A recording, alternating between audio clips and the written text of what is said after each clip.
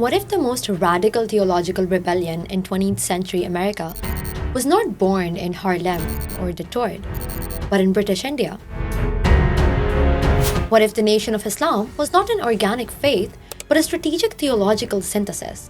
At its core was a radical idea, the arrival of a new prophet, an idea imported into the United States through members of the South Asian Ahmadiyya movement.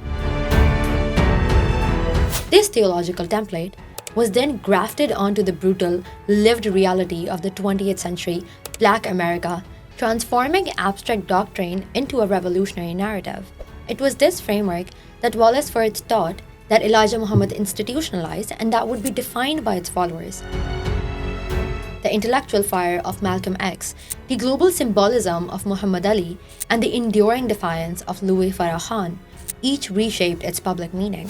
And in a final historical irony, the movement would be redefined by its own heir, Waris Deen Muhammad, who dismantled the very theological structure he was born to lead. To study the Nation of Islam, then, is to study more than just a group. It is to analyze a deliberate counter-theology, a parallel system of meaning constructed to rescue a people from a dominant narrative that declared them subhuman. How did this fusion of global heresy and local pain create such a powerful force? And how did the battles over its core contradictions between power and purity, insularity and expansion lead to its fracturing? Let's unpack the Nation of Islam then. Our story begins with a mysterious man, Wallace Firth Muhammad. He arrived in Depression-era Detroit selling silks and a story. To his followers, he was God in the flesh. To scholars, he's a puzzle. Compelling evidence suggests that he was influenced by the Ahmadiyya movement from South Asia. Why does this matter? Because in British India, Mirza Ghulam Ahmad had already done the unthinkable. He claimed to be a messiah within Islam, translating the Quran into English for a global mission. This model, a new prophet for a new age, traveled from South Asia to Africa, Europe, and into American cities. It provided them a ready-made template. The Nation of Islam didn't just emerge from an Islamic vacuum. It took this heretical global idea and radically Americanized it for the Black working class of the northern ghetto. Here, the promises of the Great Migration and liberal America had failed. The Nation of Islam's diagnosis was profound. The problem wasn't just poverty or racism, it was ontological poisoning. To be Black was to be defined by your oppressor's Bible, your oppressor's history, your oppressor's science. Their solution wasn't just protest. It was total epistemic revolt. They wouldn't seek entry into a poisoned house, they would build a new world with new blueprints. This new world had three radical frameworks. First, the Yaqub myth. This wasn't bad history, it was a weaponized counter-myth. If white science said Black people were inferior, the Nation of Islam's science declared whites to be a genetically engineered devil race. It masterfully inverted the racist toolkit to declare Blackness as original, divine, and supreme. Second, a politics of the body. The strict diet, the bow ties, the abstinence. This wasn't just piety. In a community targeted by predatory vice and policing, this discipline was a uniform of a sovereign citizenry. It reclaimed the Black body from state control and declared independence through sheer, visible self-mastery. Third, divine immanence. By declaring Fard to be Allah, the Nation of Islam made its ultimate break. God was no longer a distant figure in Palestine or Mecca. God was Black, American, and had walked in Detroit. This created a closed loop of authority around Elijah Muhammad as his messenger, rendering the approval of white preachers or immigrant imams irrelevant. But a fortress can become a cage. The Nation of Islam's power was inseparable from its pathologies.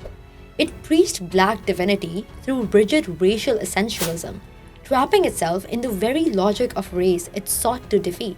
It rebuilt Black manhood on a foundation of patriarchy, confining women to supportive roles. And then the contradictions exploded through the story of Malcolm X.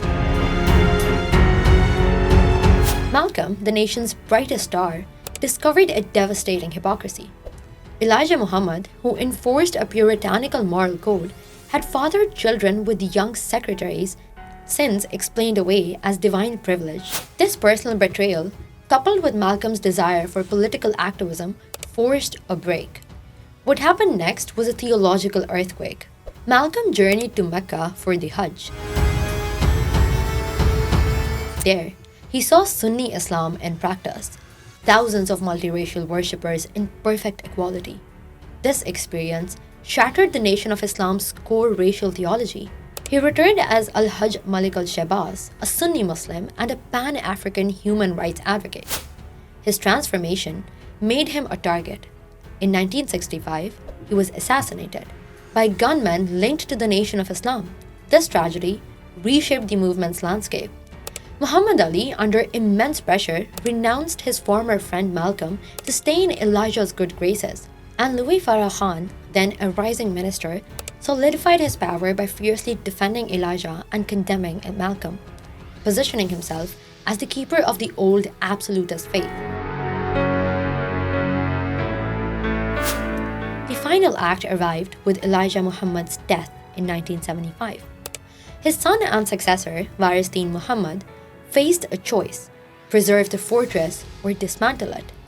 He chose dismantling.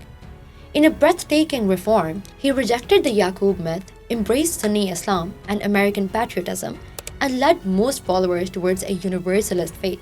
It was a theological revolution from the within. But the old Nation of Islam had a defender. Louis Farrakhan refused this path. He resurrected the original nation with its racial theology and separatist vision, ensuring its fierce, particularistic voice endured. Later on, Muhammad Ali also withdrew from the Nation of Islam and embraced the Sunni Islam. This chiism is the Nation of Islam's true legacy. It maps the unresolved dilemma of black liberation, Farrakhan's path, the defiant fortress, preserving power but also isolation, and old essentialisms, versus Warisdin's path, the integrative bridge, seeking dignity in the mainstream at the risk of diluting a radical edge. Warisdin spent his later life trying to synthesize the two. To forge a historically conscious, socially active Islam for Black America, he was grappling with the same unsolved question that haunted Malcolm. How do you become truly Black and truly Muslim without one identity consuming the other? So what was the Nation of Islam? It was a necessary heresy. When a people are systematically told they are nothing, spiritually, historically, and biologically, they will, out of sheer will to exist, write themselves as a new Genesis. They will declare themselves divine. They will build a fortress of meaning when the world offers only a prison of a narrative. It was liberating and limiting, radical and reactionary. It saved lives by building walls with the very rubble of the racist world it opposed. It reminds us that theology is never just about God. It's about power, identity, and the desperate human need for a story that saves. The Nation of Islam wrote that story in the bold, tragic, and unforgettable terms its moment demanded.